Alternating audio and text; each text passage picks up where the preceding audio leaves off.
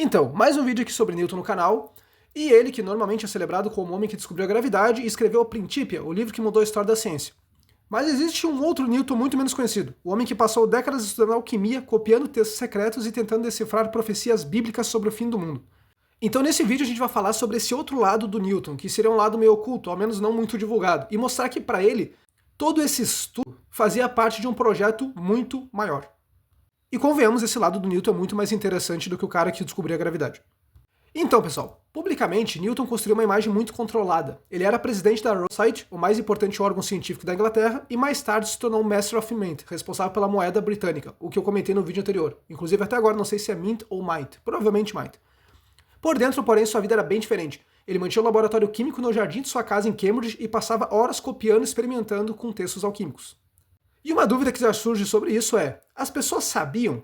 Na maior parte, não. O público em geral e a maioria dos cientistas da época desconhecia a extensão desses interesses. Newton era uma pessoa extremamente reservada e cuidadosa com sua reputação. Algumas poucas pessoas próximas sabiam de partes do seu trabalho. Seu secretário Humphrey Newton via ele passar longas noites no laboratório.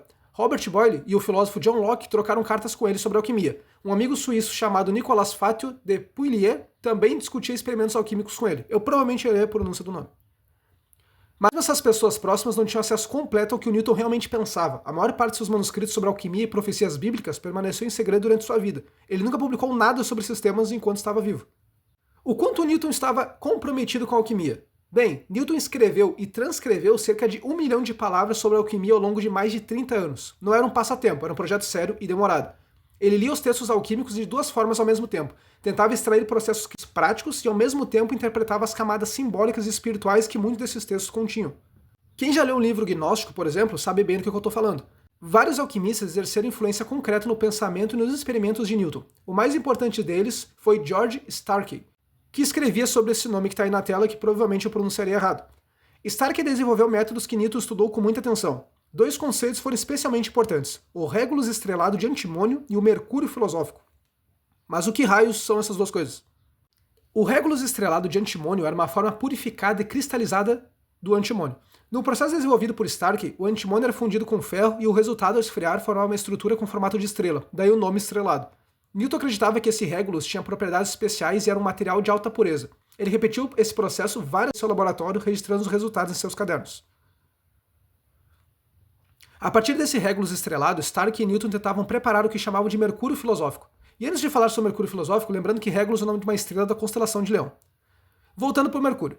É importante entender que esse não era um mercúrio comum. O mercúrio filosófico era uma substância especial, preparada através de processos alquímicos complexos. Os alquimistas acreditavam que ele tinha a capacidade de dissolver metais de forma diferente do mercúrio comum, quase como se fosse um solvente vivo ou ativo.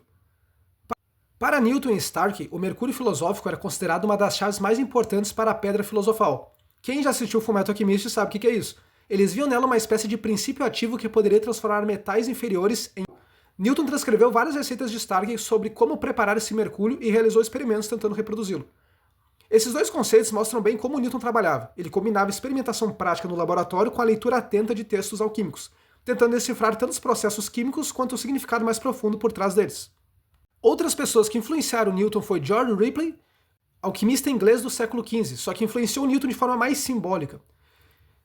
Newton escreveu um comentário extenso sobre sua obra chamado Ripley Expounded, tentando decifrar as alegorias sobre as etapas da grande obra, como o leão verde, o dragão e o pelicano. Para ele, esses símbolos representavam processos reais de transformação da matéria.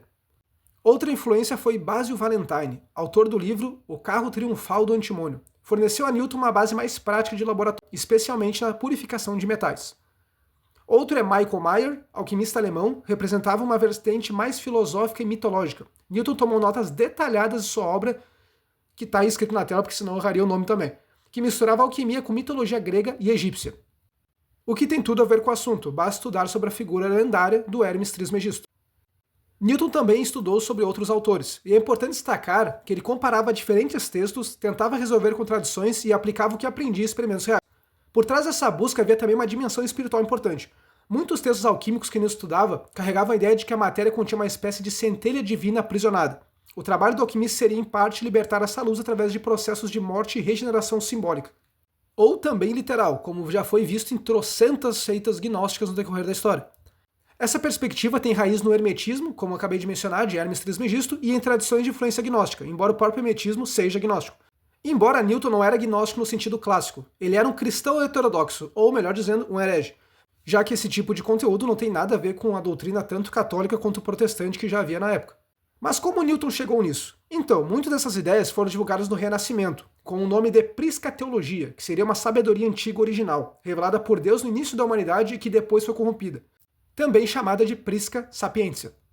Essa concepção, como já falei, vinha do Renascimento. Pensadores como Marsilio Ficino e Pico della Mirandola defenderam que existia uma única verdade divina que havia sido dada aos antigos, egípcios, gregos e hebreus, e que essa sabedoria está preservada de forma fragmentada em textos como o Corpus Hermeticum. Newton via a si mesmo como alguém que estava ajudando a recuperar essa sabedoria perdida. Para ele, os antigos já conheciam verdades profundas sobre a natureza do universo. Sua alquimia, seus estudos matemáticos e até suas interpretações da Bíblia faziam parte desse esforço de restauração. Em algumas notas que ele adicionou nas edições do Principia, Newton sugeria que os princípios como a gravitação já eram compreendidos de alguma forma pelos sábios da antiguidade. Outra grande área de estudo de Newton foi a interpretação das profecias bíblicas, especialmente os livros de Daniel e o Apocalipse de São João. Ele usava o método dia por ano, no qual cada dia mencionado nas profecias representava um ano na história. Aplicando esse sistema, Newton chegou à conclusão de que um período importante de 1260 anos terminaria por volta do ano 2060. Em um manuscrito que hoje está na coleção Yahuda, imagino que seja essa a pronúncia, em Israel, ele escreveu: um período de 1260 dias, se datado da completa conquista dos três reis em 800 a.C., vai acabar em 2060. Cristo virá como um ladrão à noite.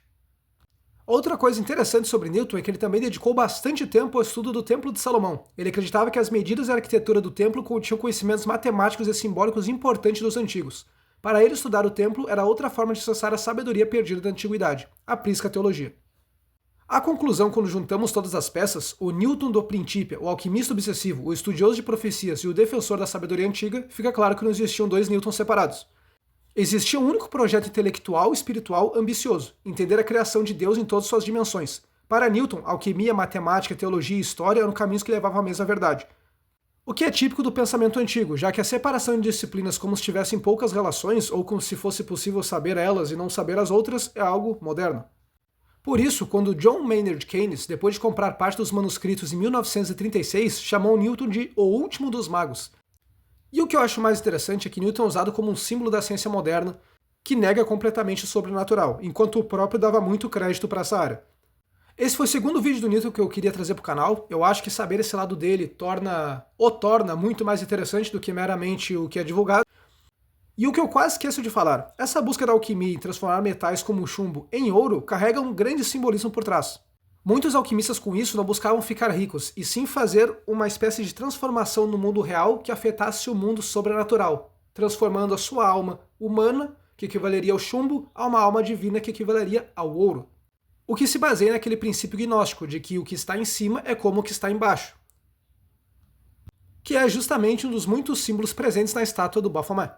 Esse foi o vídeo de hoje, espero que tenham gostado. Eu acho muito interessante esse lado do Newton. O próximo que eu vou trazer para o canal vai ser o Copérnico, que também possui um outro lado esotérico, embora até onde eu lembro não envolvido com alquimia, mas eu vou pesquisar de novo para poder fazer o vídeo.